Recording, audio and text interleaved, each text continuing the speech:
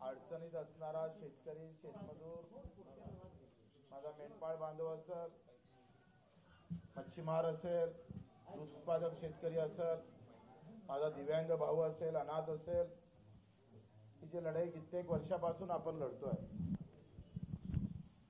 आणि मी एकदा आता शरद जोशी साहेबांचं भाषण ऐकत होतो.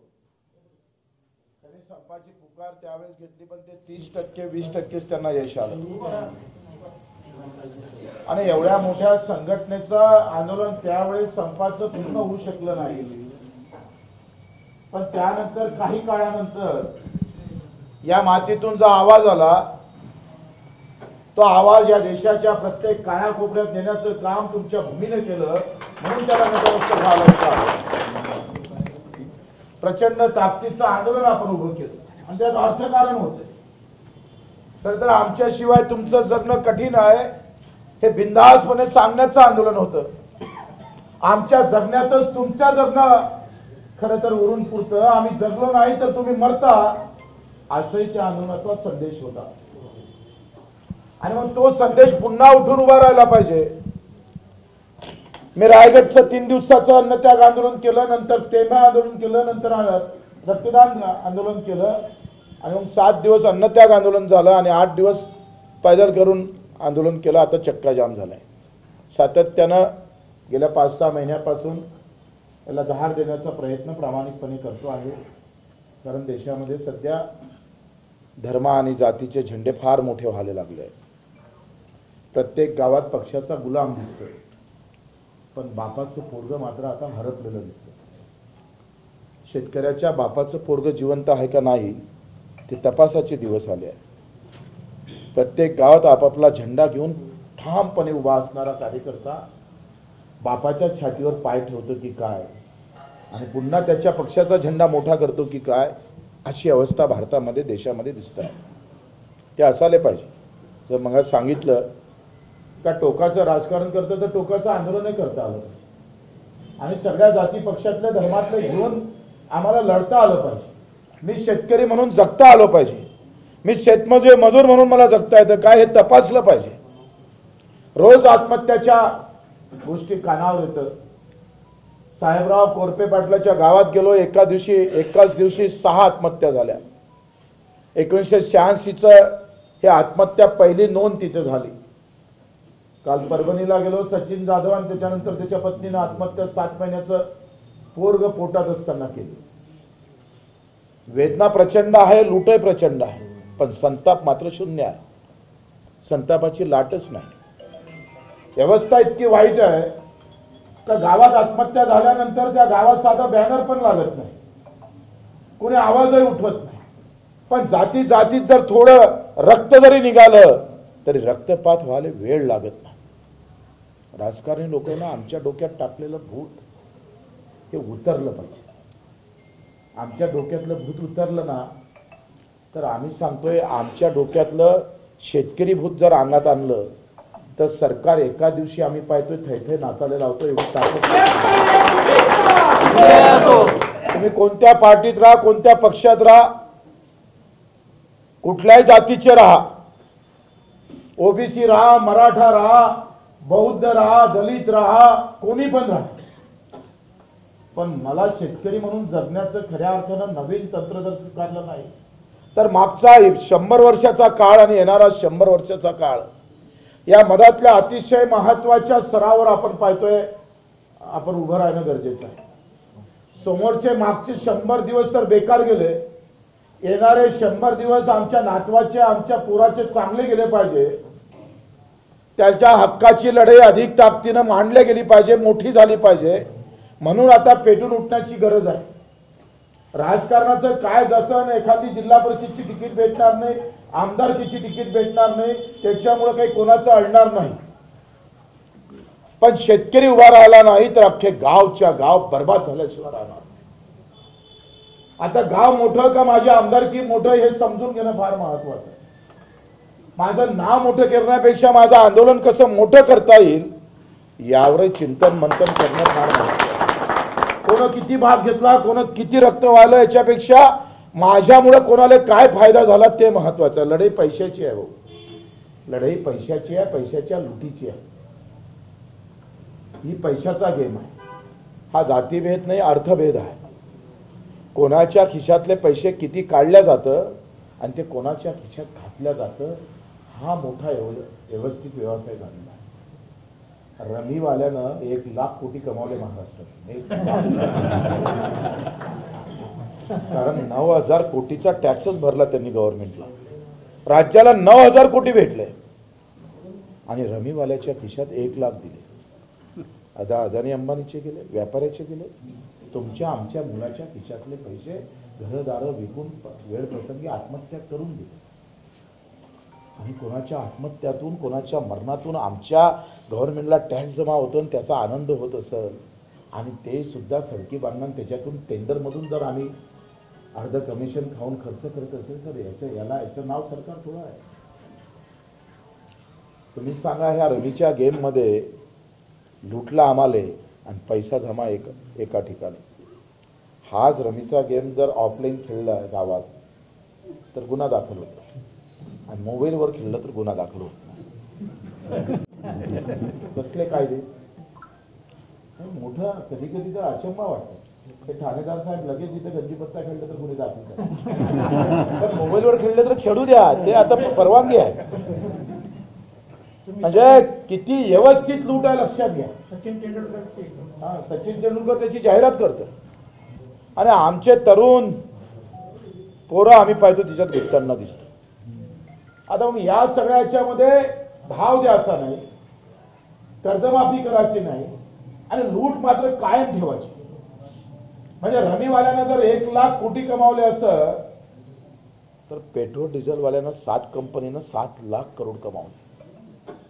कारण जगात डिझेल आणि पेट्रोलचे भाव 40% कमी झाले आणि देशात ते 20% वाढले. एका लिटर मागे 15 रुपये वाढवले. तुमच्या आमच्या मोटरसायकल मधले सगळ्यांचे पैसे त्या 7,00,000 कंपनी गेले. एका कंपनीनं 1,00,000 करोड कमावले. 20,00,000 कोटीचा कर केंद्र सरकारमध्ये जमा झाला, तो तुमच्या खिशातला होता. पैसे गेले कुठं? खरं तर आम्ही भांडलो पाहिजे, आमचा वाद असला पाहिजे पैशाच्या हिशोबासाठी. घराघरात भावाभावात जेव्हा भांडण वाद होतं तेव्हा ते मोठा सावत्र असा वाद होत नाही, माझ्या नावानं किती करतं ते सांग, मला 2 एकर देतोय, तू 2 एकर घे, तूही 2 एकर घे, त्याच्यासाठी रक्तपात करतोय. भावाभावाचा वाद हा अर्थवादाचा असतं आणि जातीतला वाद मात्र अस्मितेचा असतं. आणि इथंच गेम होतो, इथंच गेम होतो. आपल्याकडून अपेक्षा ते आहे का सगळ्या माध्यमातून बच्चू कडू काही नेता बनायला आला नाही. वाटते या सगळ्या कुशी द्याचं कारण असं आहे का मी सगळे आंदोलन तपासून पाहिले आणि सगळ्या आंदोलनाच्या खरं तर हत्याचं बळ जर कोणत्या आंदोलन असेल तर ते संपात आहे, त्याच्याशिवाय दुसऱ्यात नाही. तहामध्ये तर छत्रपती हरले, बरेच डाव बाबासाहेब हरले, महात्मा ज्योतिबा फुले हरले. एखादा शब्द, एखादी चुकीची जेव्हा आपण एखादी गोष्ट जर झाली तर तिथं आपण थांबून जातो. मी मागं उपोषणाला बसलो, धोधो मी उठल्याबरोबर धोधो पाऊस आला, अख्खा पेंडाल पडला आणि मी उपोषण सोडू नका असं म्हणत होते काही लोक. काय लोक म्हणत होते 15 तारखेचा चक्का जाम करा. म्हटलं आपली बोलणी तर निघून जाईल, आपलं सरकार आपल्यासोबत आपलं जर बोलत राहिलं नाही तर आपल्या आंदोलनाला फायदा होणार नाही, म्हणून मी तो निर्णय घेतला. कदाचित तो चुकीचा असेल किंवा चांगला असू शकतो, ही तपासणी जोगते. आपण काही तज्ज्ञ नाही आहे, पण लहान माणूस चुकला तर 10 डाव बोमलल्या जातो. ते सगळे मोठे किती डाव चुकले? पवार साहेब चुकले नाही, अजितदादा चुकले नाही, उद्धव साहेब चुकले नाही, राज साहेब चुकले नाही, मोदी साहेब चुकले नाही. हे सगळ्या चुका सहन होते. पण तुमच्या आमचा शेतकऱ्यातला लढणारा आमचे शरद जोशी 1 डाव चुकले आणि ते उभे राहिले, लोकांनी त्यांना पाडलं. लढण्यानं चुकाचं नसतंय, आंदोलन करण्यानं चूक करायची नसते, चूक मात्र नेत्यानं करायची असते आणि त्याचा झेंडा घेऊन पाठीमागं उभं राहिलं असतं पाहिजे. आमच्या चुका नसताना चुका दाखवण्याचं काम केलं जातं आणि आमचेच लोक त्या चुका 10 डाव दाखवून त्याला बदनाम करण्याचं काम करतोय. अहो संप फक्त आम्ही पाहतोय कर्मचाऱ्याचा 1 दिवस जर म्हटला तर एका दिवशी सगळ्या संघटना एकत्र होऊन 1 डे मध्ये बगर पॉम्पलेट, ना लाऊडस्पीकर, ना जाहिरात, ना मीडियावाले ना कुछ नाही. त्यांनी सांगायचं पत्रक निघालं, एक SMS गेला, धड धड 4-5 कोटी कर्मचाऱ्याकडे चालल्या जातं आणि एकाच दिवशी संप होते. संपामध्ये कधी कोणी वाईट बोललं तर सांगा. कर्मचारी अधिकाऱ्याच्या संपामध्ये मात्र सगळेजण नाही ते काही असू दे, संप केला ना. लक्षात घ्या, आंदोलन म्हणजे फक्त काही मागणी पूर्ण करण्यासाठी नसतं. आंदोलन माणसाला जिवंत करतं, आंदोलन लढणं शिकवतं. आंदोलन आम्ही पाहतो धाडस देतं, हिंमत देतं.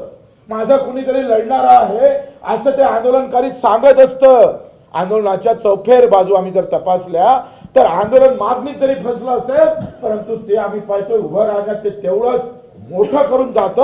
हे सुद्धा विसरता कामा नये, ते विसरता कामा नये. आणि म्हणून या आंदोलनाचा आता येणारा काळ, आणि मला अधिक 8 वाजता ते बडे मुद्द्यावर जायचंय. येणाऱ्या काळात तुम्ही आपण पुन्हा एकदा मीटिंग घेऊ आणि तुम्ही या आंदोलनाचं पुन्हा या गावानं या परिसरानं ते नेतृत्व केलं पाहिजे. हे धनाजी संताजी आहे. अरे हा महाराष्ट्र संभाजीराजे जेव्हा धरतीतीर्थ पडले ते सांगायचं विसरलो. वतनदारी पद्धत आमच्या शिवाजी महाराजांना बंद केली. शिवाजी महाराजांना म्हटलंय का जे सगळे आमचे नात्या गोत्यातले लोक, याच्याकडे 20 गाव आहे, त्याच्याकडे 10 गाव आहे, याच्याकडे 50 गाव आहे, त्या वतनातून त्यांचे पोट भरत होते, मस्तावले होते आणि लोकांची लूट केल्या जात होती. आपले होते, स्वतःचे होते, नात्यातले होते, गोत्यातले होते, तरी सुद्धा आम्ही सांगतोय मुसलमानापेक्षा ते आमचे वैरी आहे असं म्हणून वतनदारी बंद करणारा तो छत्रपती शिवाजी महाराजांचा आमचा आम्ही पाहतोय. संभाजी राजा फक्त शिरकेला वतनदारी दिलेली म्हणून फसले. कारण वतनदारी हे शेतकऱ्याची सर्रास लूट आहे असं सांगून आला आम्ही पाहतोय सक्का सासरा विरोधात गेला आणि संभाजीराजे फसून गेले. बलिदान द्यावं लागलं. वतनदारी चुकीच्या मार्गाने येणारा पैसा आमच्या राज्याला नको, ते राज्य आमचं नको. आज काय रमीतले पैसे घ्यायला तयार, लाख मेले तरी चालते असं रामराज्य, हे शिवराज्य असू शकतं. आणि म्हणून त्या वतनदारीला लाथ मारून आम्ही पाहतोय स्वराज्य निर्माण करण्याचं जे स्वप्न छत्रपतीनं पाहिलं, त्याच ताकदीवर बाबासाहेब लढले, महात्मा ज्योतिबा फुले असत, अहिल्यादेवी होळकर असत. मित्र, हे सगळे महापुरुष जातीपाती धर्मात आम्ही वाटून टाकलेले. कधी कधी ह्या महापुरुषांकडून प्रेरणा भेटायला पाहिजे तर विभागणी करून टाकली. आम्ही तो ताळ करून टाकलेला आणि त्यांचा सहारा घेत आम्ही एका मुठीनं लढता आलं पाहिजे. महाराष्ट्र एका जातीपातीत खूप लढवणं सुरू केलं, व्यवस्थित प्लॅनिंग. आपण कधी एकत्रित झालो नाही पाहिजे याच्यासाठी खूप यंत्रणा काम करतो प्रचंड. तुम्हाला माहितीही पडेल ह्या प्रत्येक पक्षाची IT सेल आहे.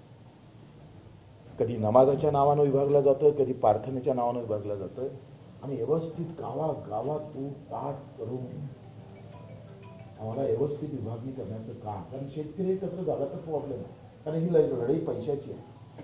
शेतकरी एकत्र झाला का लढाई पैशाची होतं, बजेटमध्ये त्याची तरतूद करावं लागतं, त्याला माफ करावं लागतं, भाव द्यावं लागतं. या लढाईमुळे आम्ही पाहतोय का ते तुम्हाला एकत्रच होऊ देत नाही. व्यवस्थित प्लॅनिंग केलं जातं आणि ते प्लॅनिंग तोडायचं आहे. प्रत्येकानं आपापल्या जाती धर्माचा अभिमान ठेवावा, प्रत्येकानं आपापली पार्टीचा झेंडा मोठा करावा. पण जेव्हा शेतकऱ्याची लढाई असत सगळे झेंडे बाजूला ठेवून शेतकऱ्याचा मजुराचा झेंडा मात्र ठामपणे आम्ही उभा केला पाहिजे. आणि म्हणून लढाई फक्त कर्जमाफीची नाही आहे, हमी भावाची आहे. भाजपाच्या पॉम्पलेटमध्ये असं लिहिलं आहे का हमी भावाच्या 20% आम्ही बोनस देऊ. आता हमी भावाच्या 20% बोनस देण्याचं अजूनही सूत्र काही हालचाल नाही आहे. 3-4 महिन्यानं पीक खाता येईल.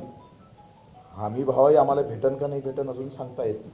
ज्वारी 33 रुपयाचे हमी भाव आहे, 1500 रुपये विकावला. सोयाबीन 3,500 विकावला. ऊसाचे दुधाचे तेच हाल आहे.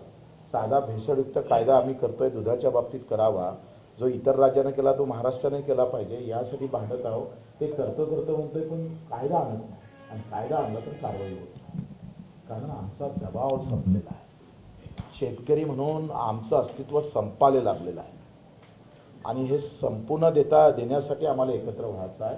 आणि मग तिसरा पर्याय दिला, कर्जमाफी लुटीतून आलेली गोष्ट आहे, पण आमच्या हमीभावासाठी खऱ्या अर्थानं आम्ही लढलो पाहिजे. येणारा काळ हमीभावाच्या लढण्याचाच असला पाहिजे. आणि तिसरं आम्ही सांगतोय की पेरणी ते कापणीपर्यंत सगळे कामं MRGS मध्ये कव्हर केले पाहिजे.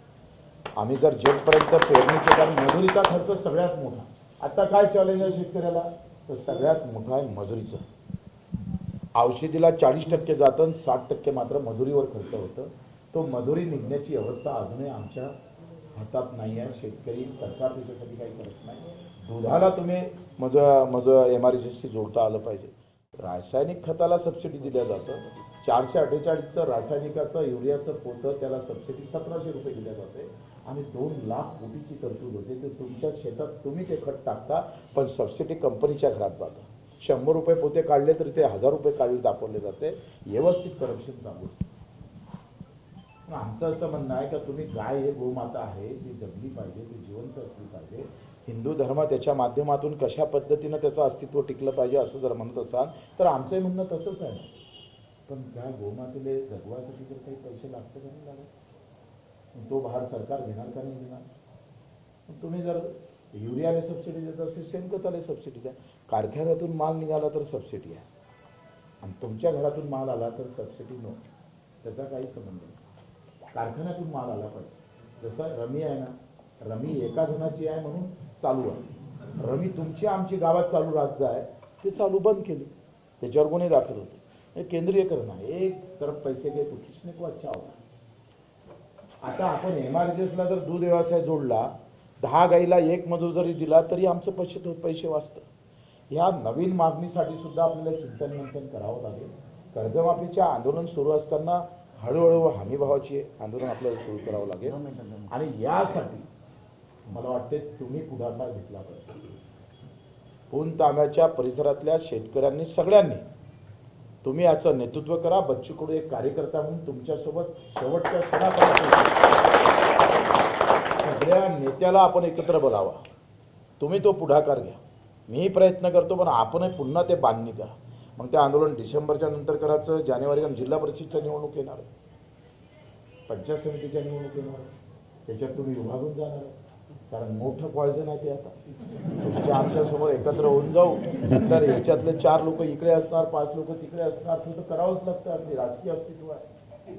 पण ते विभागणी झाल्यानंतर एकत्रित करण्याचं काम करता येईल का, त्याच्या अगोदर करायचं का नंतर करायचं, याच्यासाठी आपण पुन्हा एकदा बसू.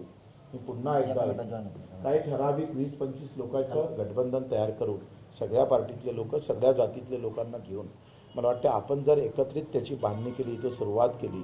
कारण या मातीला आता सुगंध आहे शेतकरी आंदोलनाचा. तो सुगंध अजूनही आम्ही पाहतो शेतकऱ्यांच्या कानाकोपऱ्यात महाराष्ट्रात गेला पाहिजे आणि त्या सुगंधातून माझा शेतकरी अजून सुखाचं जीवन जगलं पाहिजे. हाच आमचा एक मात्र हेतू आहे. आम्हाला मोठं व्हायचं काही कारण नाही आहे. मी दिव्यांगासाठी लढलो, 182 शासन निर्णय काढले. मी गुवाहाटीत जाऊन बदलाम झालो, पण दिव्यांग मंत्रालय बदलामची फिकर नाही, काही फिकर नहीं हमारे बदलाम. आप बदलाम करे तो भी परवाह नहीं, लेकिन हमारे जाने से मेरा अगर दिव्यांग अगर खुश रहता है तो मुझे उसकी परवाह नहीं. हम कट जाए तो भी चलेगा, लेकिन हमारे जो आम आदमी है उसके घर में खुशी जाना चाहिए. काही लोकांना बदलाम केलं, पण जगातलं पहिलं दिव्यांग मंत्रालय या महाराष्ट्रात उभं राहिलं. त्या बदलामीपेक्षा लाख मुलाचं आहे. काय टाकायचं त्या बदलामी, पण भेटलं ना आम्हाला ते. आज 1000 रुपयाची पगार वाढ भेटली. पैसा लखपत्याच्या घरी, उद्योगपत्याच्या घरी न जाता अपंग असणारा 2 पाय नाही त्याच्या घरात पैसा देण्याचं काम केलं आहे. त्या आंदोलनातलं यश आहे. त्याला त्या दिव्यांगाला 500 रुपये भेटले म्हणजे किती आनंद होते तुम्हाला नाही माहिती.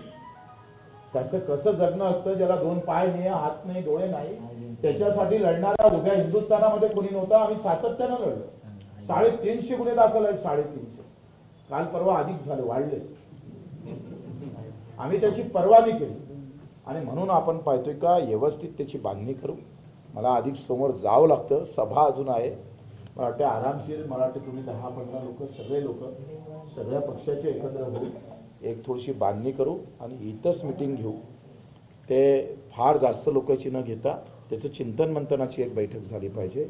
मी दुधाच्या आंदोलनात सुद्धा इथं मदत आलो होतो, तर मला हे फोन येत नाही. फोन येत आहे, फोन येते चॅनलचे.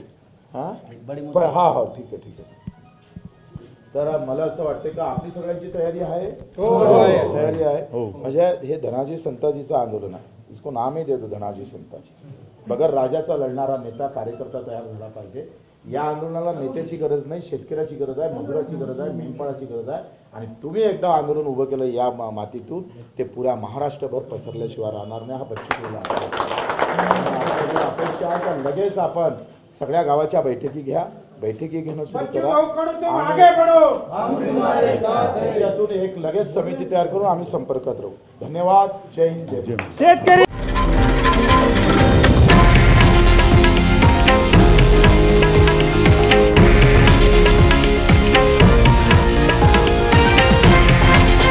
हे आहे देशातील नंबर 1 न्यूज नेटवर्क आणि आपण पाहत आहात TV9 मराठी, एकमेव.